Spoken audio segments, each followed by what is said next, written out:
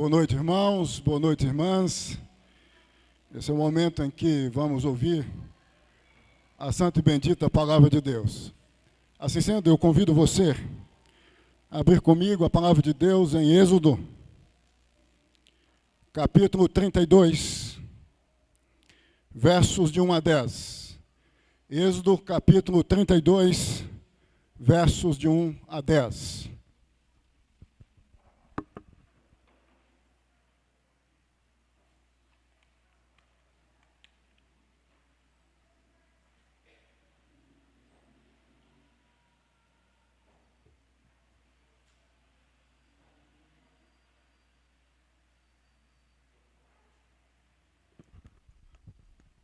Amém, irmãos e irmãs? Assim diz a palavra de Deus.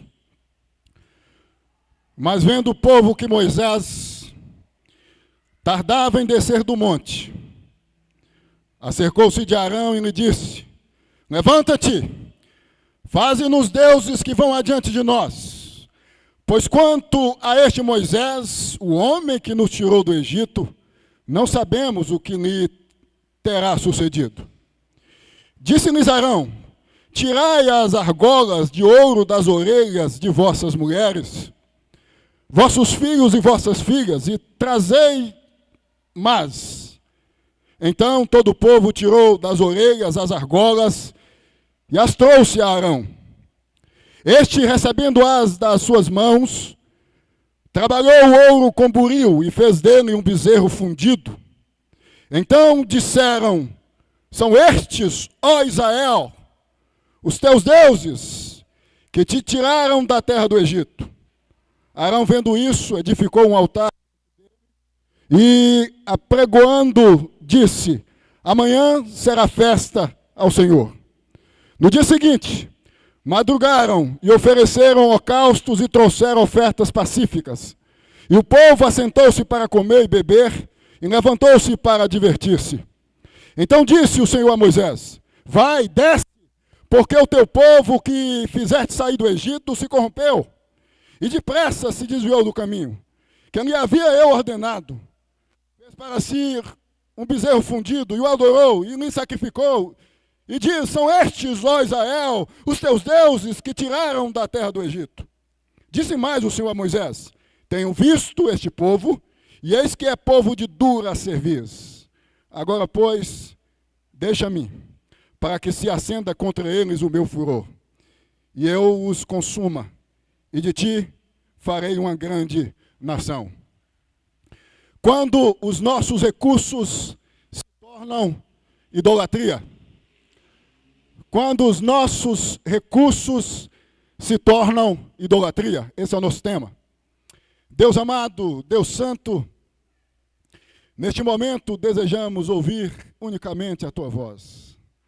Ó Deus, estamos sedentos por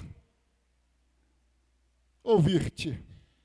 Tu sabes quantos de nós necessitamos ouvir-te, escutar-te, sermos orientados, impulsionados, dinamizados por meio da palavra do Senhor que é viva e eficaz. Quantos talvez aqui estão vivendo crises relacionadas a questões que envolvem os seus, talvez um pai, uma mãe, um esposo ou filhos. A sua palavra, ela tem a capacidade de dissipar crises, dúvidas, angústias, e por conseguinte acalmar o coração mais agitado existente aqui nessa noite. E por essa razão nós pedimos ao Senhor que tu venhas falar conosco em nome de Jesus. Amém e amém. Quando os nossos recursos se tornam idolatria. Meus irmãos e minhas irmãs, vocês sabem que João Calvino, o grande reformador do século XVI, em Genebra, na Suíça, certa feita disse que o homem, ou o ser humano, é essencialmente religioso. Em outras palavras, o ser humano tem a tendência natural de se apegar a algo que o mesmo considera superior, transcendente. coisas presentes nesta ambiência física, como coisas que transcendem esta realidade, essa ambiência, esse contexto social onde os homens transitam. Certa feita, um afamado ateu resolveu provar que as pessoas só criam na existência de Deus porque ouviam acerca de Deus. Assim, o mesmo resolveu, com o intuito de provar a tese de que se alguém crescesse e desenvolvesse sem nunca ter ouvido acerca de Deus, não creria na existência de Deus. Foi até um prostíbulo. Encontrou uma mãe que tinha aos seus braços um recém-nascido. Adotou-o. E resolveu criar este em uma mata fechada.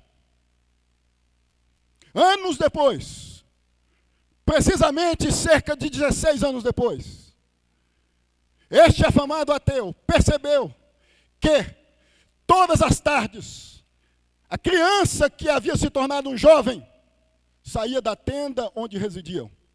Curiosamente, certo dia, o mesmo resolveu seguir o jovem. E curiosamente, quando avista o jovem, ele enxerga o jovem ajoelhado, olhando na direção do sol, tecendo as seguintes palavras: Sol, como tu és belo, como tu és grandioso, mas mais belo, mais grandioso foi quem te formou, foi quem te fez. O homem é essencialmente religioso.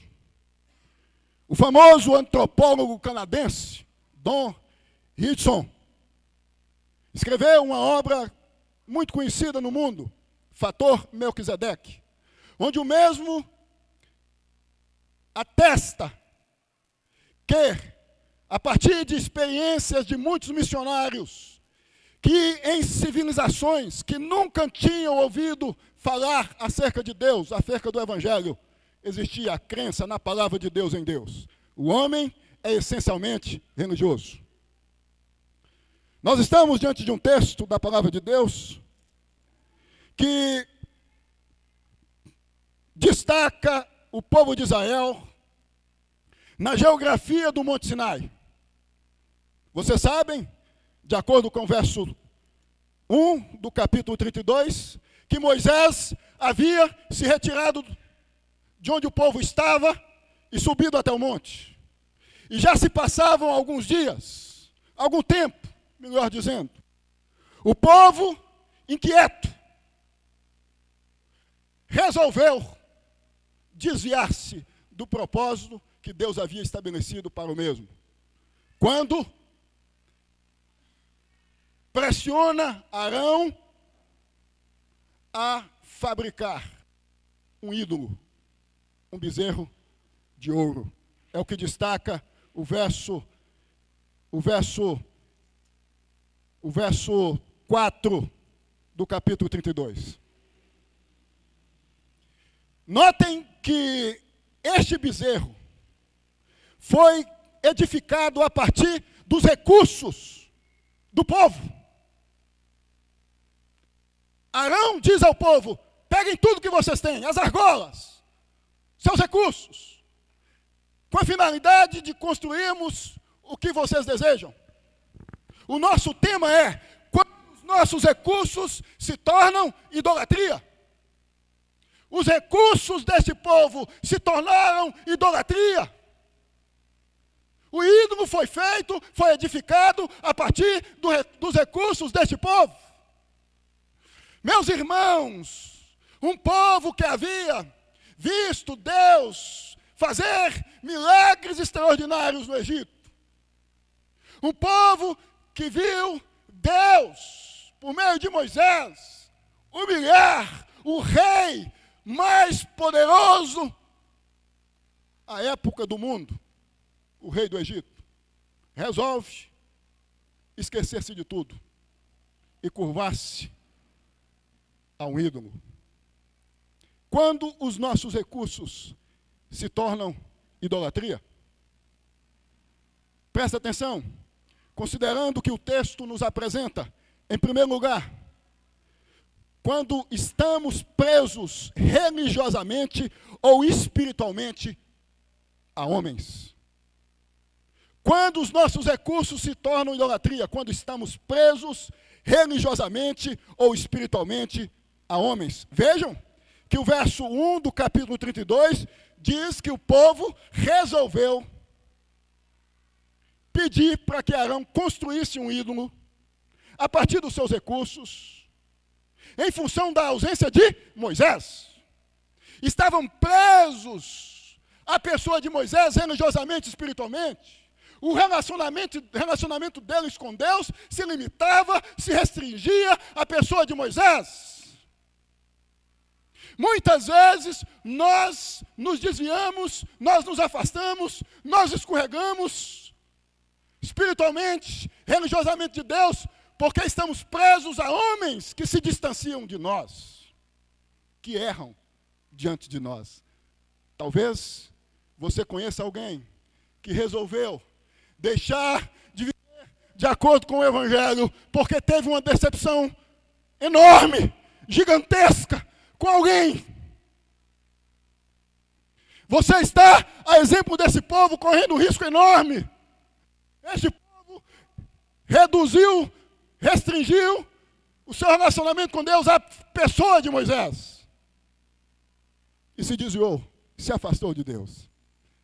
Talvez você esteja vivendo um momento de dificuldade com relação à sua fé, porque até aqui você tem se apoiado em homens. Quantos se apoiam em papas? Quantos se apoiam em padres? Quantos se apoiam em pastores? Quantos se apoiam em presbíteros? Em homens que erram, em homens que decepcionam, e se distanciam, e se afastam de Deus. Quando os nossos recursos se tornam idolatria, quando estamos presos religiosamente ou espiritualmente a homens. Segundo lugar, quando saímos do Egito, o Egito aqui representa o mundo, sem termos entendido que quem de fato nos tirou do Egito foi Deus. Quando saímos do Egito, do mundo, sem termos entendido quem de fato nos tirou do Egito, Deus. Nota que a parte final do verso 1 ressalta que este povo havia entendido que havia sido Moisés que havia tirado-os do Egito. Vejam aí o que diz o verso 1 em sua parte final. Levanta-te, faze-nos deuses que vão adiante de nós, pois, quanto a este Moisés, o homem que nos tirou do Egito, não sabemos o que lhe terá sucedido. Uma compreensão equivocada acerca da libertação que os mesmos haviam experimentado no Egito, ou do Egito. Eles haviam atribuído a extraordinária libertação, a queda das algemas, a queda da tirania egípcia, a queda da arbitrariedade egípcia a Moisés. Nós, muitas vezes, vivemos no Evangelho, andamos de acordo com o Evangelho, entendendo-nos que ou nós, ou alguém próximo a nós, que nos fez andar de acordo com o Evangelho. Nos esquecemos que foi Deus. Não havia sido Moisés. Moisés foi um instrumento nas mãos de Deus. Moisés foi o meio, Moisés foi o canal. Deus usou Moisés. E vocês sabem que de início, quando Deus chamou Moisés, Moisés estava com medo. Tecer um discurso pessimista diante de Deus, quando mesmo disse, eu não sei nem conversar, eu sou gago. Como eu posso enfrentar o homem mais poderoso da terra? Deus o encorajou, Deus o capacitou, Deus disse a Moisés, vá, eu sou contigo.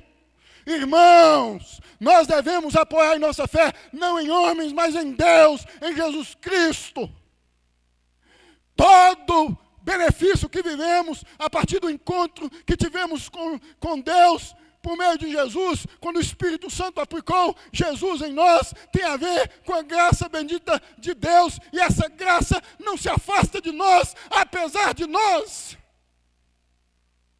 Você deve entender isto, para que você não se curve a você, para que você não se curve a seus recursos, para que você não se curve a sua capacidade intelectual, para que você não se curve aos seus bens, para que você não se curve ao seu pai, à sua mãe.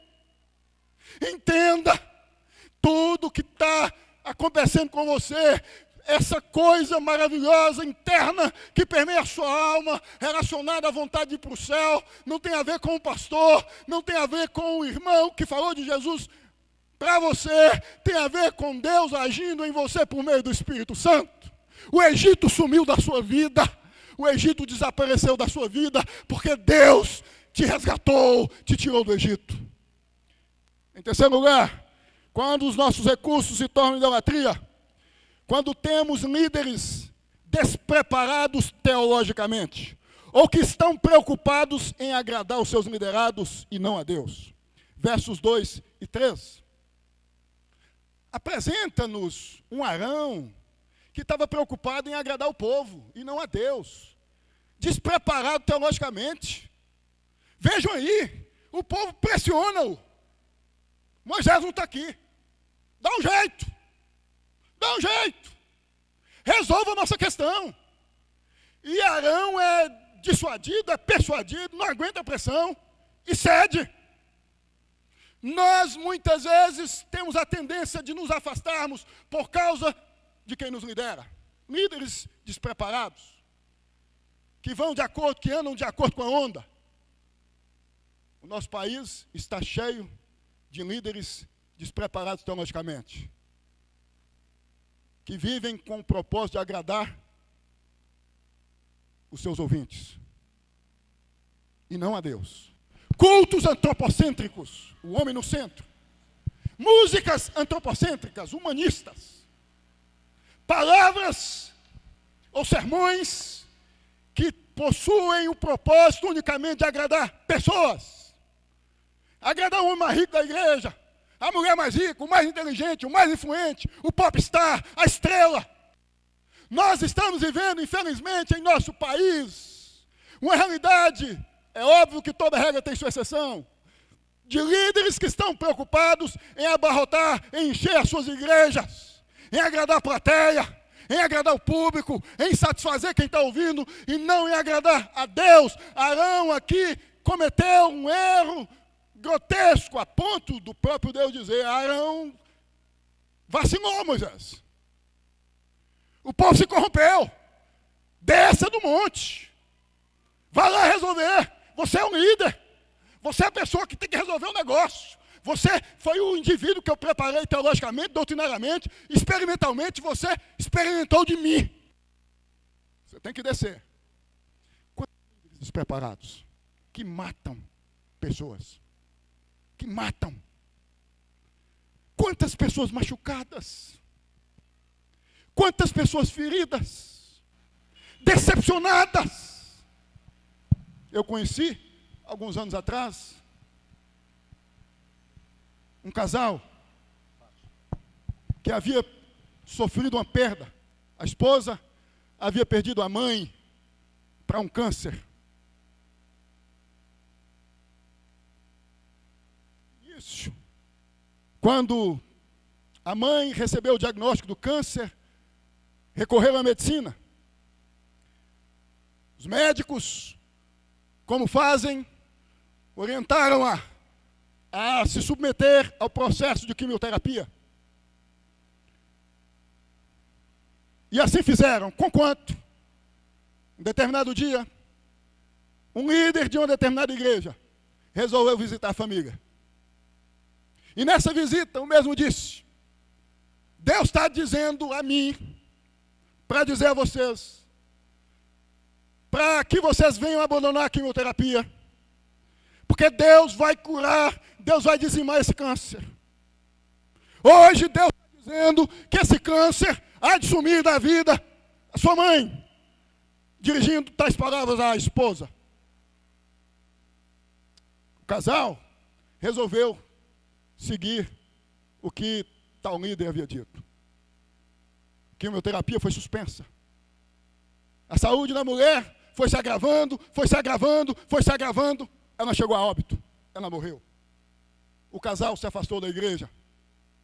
E quantos casos eu conheço e você conhece, de líderes despreparados, de líderes que vivem atendendo os caprichos, as fantasias, as ilusões, os desejos, religiosamente, espiritualmente, do povo, de quem os ouve, de quem os escuta, que muitas vezes não tem noção de nada, biblicamente falando. E quanta gente tem naufragado diante desses icebergs doutrinários no mar da vida eclesial, religiosa. Meus irmãos, nós devemos entender que um povo, nas mãos de um líder despreparado, doutrinariamente, teologicamente, corre um grande risco. Quando os nossos recursos se tornam idolatria, quarto lugar, quando a religião pagã ainda é um caminho possível para a nossa espiritualidade.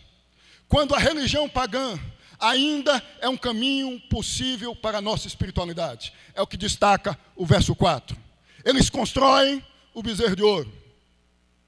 O bezerro de ouro aqui é uma referência, é um símbolo do deus Apis, o deus touro egípcio.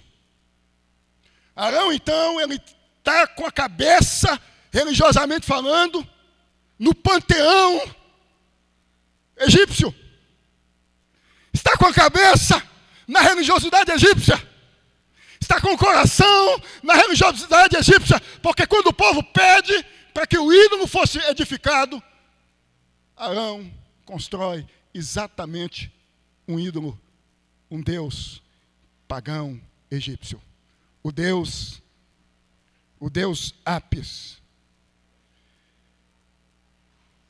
Existem muitas pessoas que se convertem e que por questões individuais, particulares, privativas, ainda vivem com a mentalidade pagã, religiosamente falando, espiritualmente falando.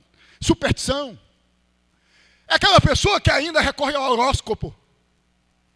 É aquela pessoa que ainda recorre aos signos. É aquela pessoa que ainda recorre a quem domina a ciência, religiosamente falando, dos astros, que podem determinar quem é quem, comportamentalmente falando, no curso da existência. Notem, eles tinham experimentado tudo. Eles viram Deus agindo de modo extraordinário, mas o coração, a cabeça, ainda estava, religiosamente falando, no Egito. Na primeira oportunidade, na primeira ausência de quem representava Deus perante eles, o que eles fazem? Um ídolo similar a um deus pagão egípcio. Quantas vezes nós nos pegamos religiosamente, doutrinariamente, manifestando o paganismo? Quantas vezes? Essa coisa da religiosidade, a espiritualidade idólatra, a necessidade da gente ter um ídolo, um objeto, uma coisa para estar diante da gente, e a gente se tornar subserviente, um escravo religioso. É uma necessidade gritante. Quando os nossos recursos se tornam idolatria. Quinto lugar, quando há necessidade do visível para o nosso culto a Deus. Versos 1 e 6. quando há a necessidade do visível, do tocável, do palpável para o nosso culto a Deus. Vejam que no verso 1, eles dizem, Moisés não está aqui, nós precisamos de alguma coisa para representar a Deus. Nós precisamos ver alguma coisa, nós precisamos tocar em alguma coisa. Nós precisamos enxergar alguma coisa. O verso 6, eles dão tudo que tinham, arrancam dos filhos, as esposas, as argolas, o ouro que tinham para construir um bezerro de ouro.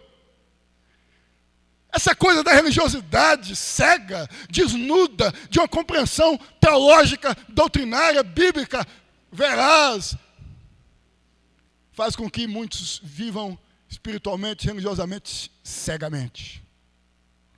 A gente vive hoje, infelizmente, eu, você, nós, considerando muitos momentos da nossa vida, tendo-nos a necessidade de pegar em alguma coisa, de ver alguma coisa. É um indivíduo que quer ver anjo, que quer ouvir a voz de um anjo, para poder crer em Deus. É um indivíduo que quer ver o céu rasgar de alto a baixo. É um indivíduo que quer colocar o copo de água na frente da TV e tomar, estando com alguma doença, e ver a doença sendo dizimada. Tem que ver, tem que sentir, tem que experimentar. Se não sentir, se não experimentar, não é Deus que está agindo. Os nossos cultos, infelizmente, têm se tornado cultos idólatras. Muitas igrejas, idolatria, superstição, é o sal grosso, é a rosa ungida, é o lenço ungido, é a roupa ungida. Tem que ter o elemento visível, palpável, enxergável, observável, para se crer. É o potinho de água que custa R$1.000. Tem que ter. O povo diz, nós vamos servir a Deus, mas queremos ver alguma coisa. Nós queremos tocar em algo. Tem que pegar, tem que sentir. É um indivíduo que vai para a igreja e, se não sentir no louvor algo extraordinário, subjetivamente na alma, sai da igreja dizendo, Deus não está lá. Tem que tocar, tem que sentir. As lágrimas têm que correr do rosto. Se não sentir, não tem poder. Se não fluir esse negócio que muitos chamam de mágica, que mexe com as emoções, que mexe com o coração, que faz com que o indivíduo venha viver meio que cambaleando no meio do culto, Deus não está lá. Você conhece alguém assim? Infelizmente, em nosso país, 90% ou 99,% dos evangélicos vivem em função do que experimentam. E por isso, nós podemos encontrar muita gente machucada, muita gente ferida. É gente que sapateia, é gente que dança, é gente que requebra, é gente que sobe em parede, é gente que imita animais, é gente que faz coisas bizarras, porque tem que sentir, o outro tem que ver. Se não sapatear, se não rodopiar, se não mexer os quadris, se não pôr a mão na cabeça, se não fazer o gesto de um anjo, de acordo com a mentalidade pagã, Deus não está no negócio. Tem que ter movimento, tem que ter balanço, tem que ter movimento, tem que ter gente sendo chacoalhada. Culto presbiteriano, reformado. Graças a Deus isso tem mudado, é ou não é? Muita gente chegando às igrejas reformadas, centrado na palavra, que expõe as escrituras, porque a gente vive numa cultura protestante, evangélica, infelizmente, em se tratando da realidade cultica, onde os indivíduos desejam experimentar alguma coisa. Tem que sentir, tem que mexer, tem que sentir. Sexto e último lugar, quando os nossos recursos se tornam idolatria, quando a maneira de prestar culto a Deus é relativizada.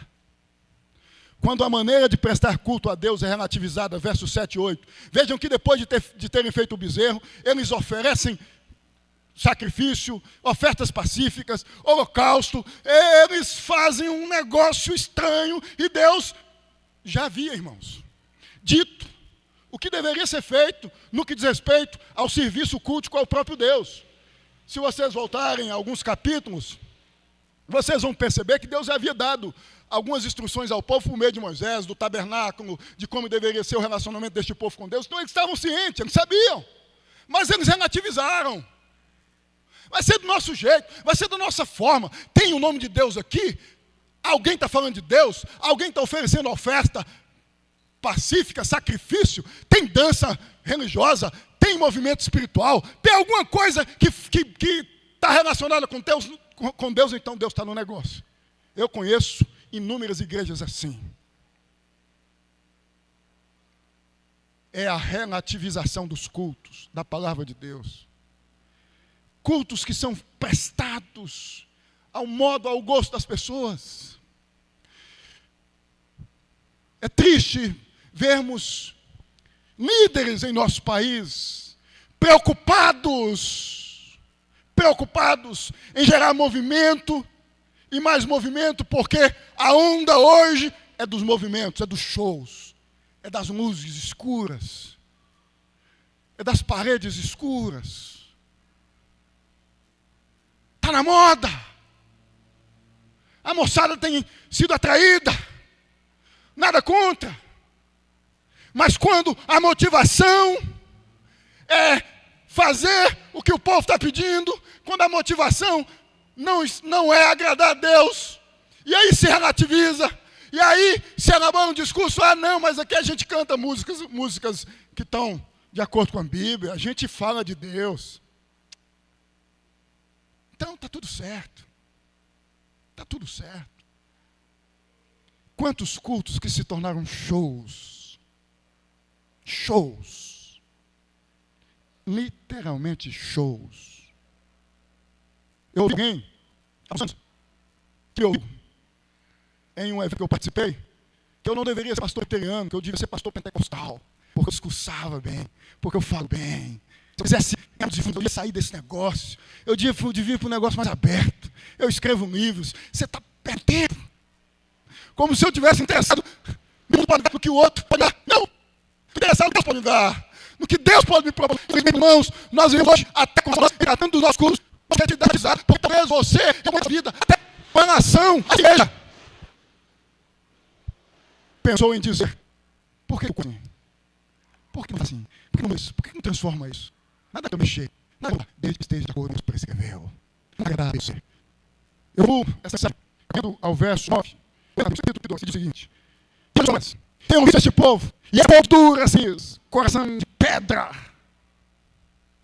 Que ouve, dele, mas não se sensibiliza, não se agiliza, não quer sentir o ver, a causa de Deus, não e vem da necessidade, Deus diz, esse povo é de duro serviço.